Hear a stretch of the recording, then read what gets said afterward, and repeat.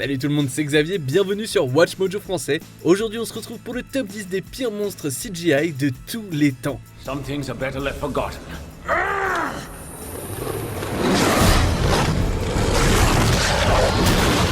Pour cette liste, on va se pencher sur les monstres de films les plus loufoques, les moins convaincants et les plus horribles à avoir été créés par image de synthèse. Quel est celui que vous avez trouvé le plus nul? Dites-le moi dans les commentaires. Numéro 10, Mama. Vous savez, pour un film produit par Guillermo del Toro, on pouvait s'attendre à vraiment mieux. L'utilisation initiale de Mama est super efficace. Le film fonctionne le mieux en fait lorsqu'il montre Mama se déplaçant à toute vitesse d'une façon unique et inhumaine. Ça fait vraiment travailler l'imagination et puis ça donne un effet horrifiant. Et puis il a fallu qu'il gâche tout en montrant le visage de Mama en entier.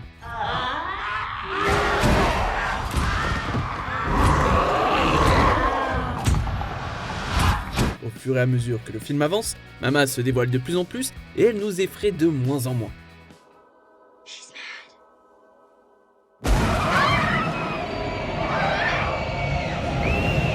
À la fin, tout s'écroule. Non seulement les images de synthèse sont décevantes, mais la représentation physique du visage de Mama devient involontairement ridicule.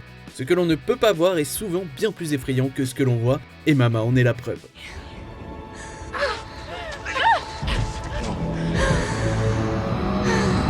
Numéro 9, le jumpscare du requin Peur Bleue.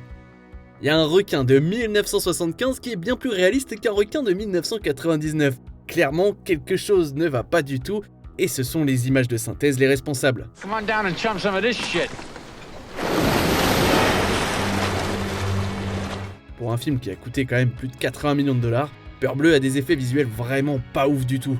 Aussi surprenante et inattendue que soit la mort de Russell, son impact est anéanti par des effets visuels totalement ridicules. Le requin a évidemment l'air stupide, mais le pire, c'est sans doute le double numérique de Samuel L. Jackson.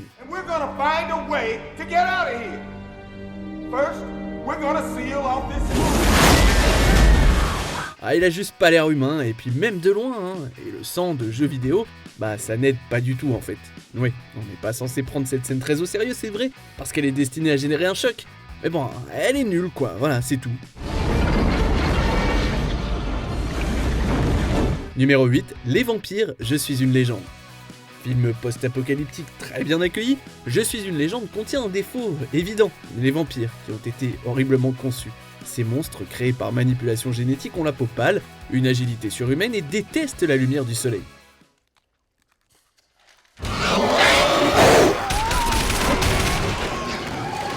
A l'origine, ils ont été filmés avec des acteurs qui portaient des prothèses, mais ils ont décidé de passer aux images de synthèse en raison des exigences physiques inhumaines de ces créatures. C'est très bien, mais le résultat, ce sont des personnages d'apparence très numériques, quoi.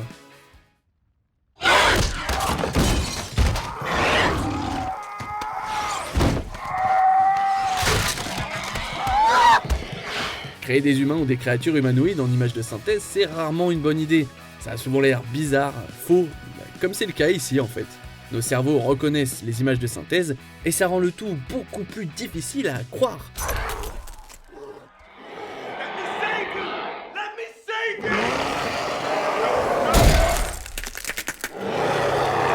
Numéro 7, Toutes les créatures Van Helsing. Ce film d'action est un hommage au film de monstres classique d'Universal. D'une manière ou d'une autre, les designs des créatures en CGI sont encore moins crédibles que les maquillages vieux de plusieurs décennies.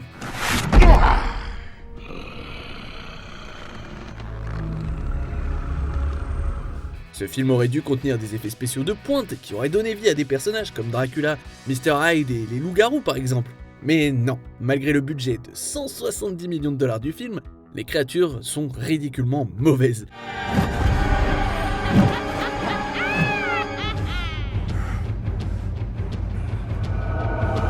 Le combat de Van Helsing contre le Hyde numérique est absolument atroce, et la bataille finale entre Helsing et Dracula semble tirée d'un jeu vidéo de combat de monstres. Ce film avait un principe solide et intéressant, mais il est gâché par une écriture médiocre, et puis ses effets visuels vraiment très mauvais.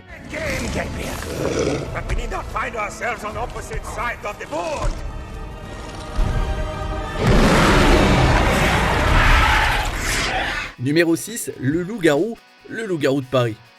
Je ne sais pas ce qui est pire dans ce film, les abominables loups-garous en images de synthèse, ou le fait qu'il ose établir un lien avec le loup-garou de Londres. Ce dernier est un classique de la comédie d'horreur, avec un travail de maquillage absolument exceptionnel réalisé par Rick Baker.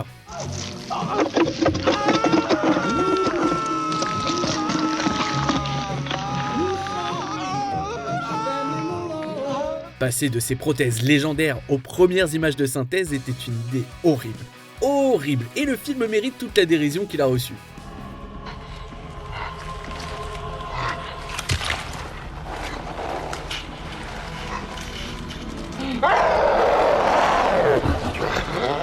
Les loups numériques sont absolument affreux, comme la plupart des images de synthèse de 1997, on va pas se mentir, et il vaut mieux ne pas parler des séquences de transformation. Non, vraiment, c'est à la fois un échec majeur des effets visuels et une insulte flagrante à l'héritage de Baker.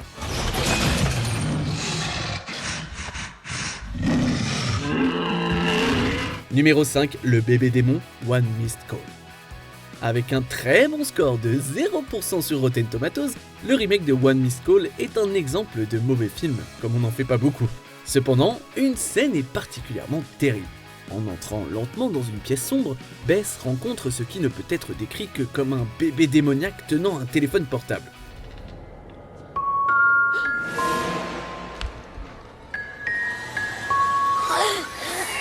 Le concept de la scène est en soi débile et même avec des bons effets spéciaux, elle n'aurait probablement pas été très bien accueillie. Mais l'horrible image de synthèse transforme une scène déjà pas ouf en quelque chose de vraiment inoubliable, pas dans le bon sens quoi.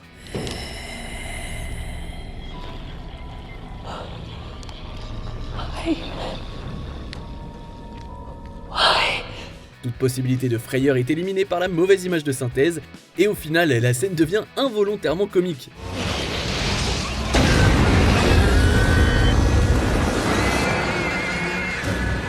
Numéro 4, le Freddy Chenille, Freddy contre Jason. On a l'habitude de voir des trucs bizarres dans les films de Freddy, mais là, c'est vraiment un pompon sur la Garonne quoi. Ce film est un ambitieux crossover entre les franchises de Freddy et de Vendredi 13. Freddy contre Jason combine finalement le meilleur des deux mondes. Freddy profite pleinement de sa manipulation logique et possède le stoner Bill Freeberg par l'intermédiaire d'une sorte de chenille.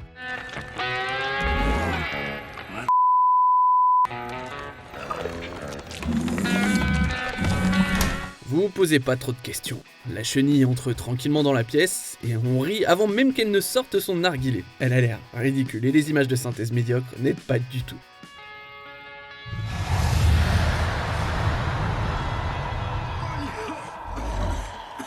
Le monstre numérique partage également l'écran avec l'acteur très humain Kyle Labine, ce qui bien sûr rend l'image encore pire par contraste. Si l'on voulait des chenilles à l'aspect peu réaliste, on regarderait plutôt Alice au pays des merveilles, en prise de vue réelle. You're not Absalom, I'm Absalom.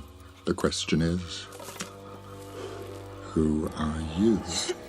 Numéro 3, la chose, The Thing. Ce préquel de 2011 partage beaucoup de points communs avec le loup-garou de Paris et ses reproches sont presque identiques. Non seulement il s'agit d'un complément absolument inutile à un classique bien aimé, mais en plus il renverse complètement ce qui rend l'original si emblématique. Les effets pratiques de la version de 1982 sont parmi les plus dégoûtants de l'histoire du cinéma.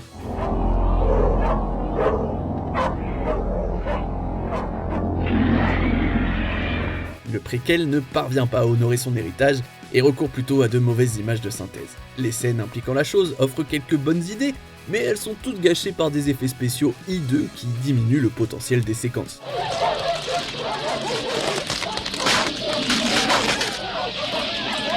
Les humains trop numérisés n'ont pas un semblant de crédibilité, ce qui rend leur transformation peu convaincante. Ce qui devait être horrifiant et dégoûtant est au contraire très décevant.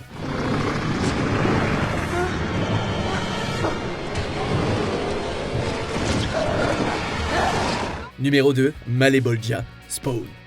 Les CGI de mauvaise qualité sont souvent comparés de manière négative aux jeux vidéo, parfois c'est un peu sévère. Mais dans ce cas, ça ressemble vraiment à quelque chose issu d'un jeu vidéo, et genre d'un vieux jeu, pour la PlayStation 1. Is the bargain. If you leave my army, you can see Wanda again. Lors du climax du film, Spawn et Cogliostro sont envoyés en enfer et rencontrent un énorme démon nommé Malebolgia. Ça devait être un moment incroyable, mais il est complètement gâché par des mauvais effets spéciaux, typiques de la fin des années 90. And that's exactly C'est malheureux, mais tout est nul dans cette scène. Enfin, c'est vraiment Malebolgia qui prend le plus cher. Les images de synthèse n'ont jamais été impressionnantes, mais il y avait un certain charme d'innovation. Malheureusement, celle-ci est horriblement datée et ne peut être prise au sérieux. Y a pas à dire, les images de synthèse des années 90, c'était pas byzantin. If you won't lead my army, then you must die. On arrive presque à la fin. Nous publions de nouvelles vidéos chaque jour, alors avant de continuer, abonnez-vous et activez la petite cloche et les notifications sur téléphone pour ne rien rater. Numéro 1, le roi scorpion, le retour de la momie. Et les voilà, les meilleures images de synthèse de l'histoire du cinéma. Non, en fait non. Non, c'est le contraire. L'affreux roi scorpion a fait l'objet de moqueries au fil des ans et est souvent considéré comme le pire exemple de CGI de tous les temps. Et franchement, c'est mérité. C'est tout simplement épouvantable.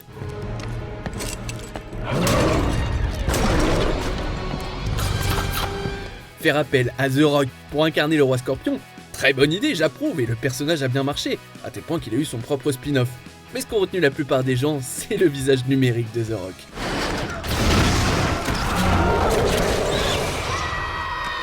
C'est épouvantable, mais de façon ridicule, transformant sa grande entrée dramatique en un moment comique, malgré lui.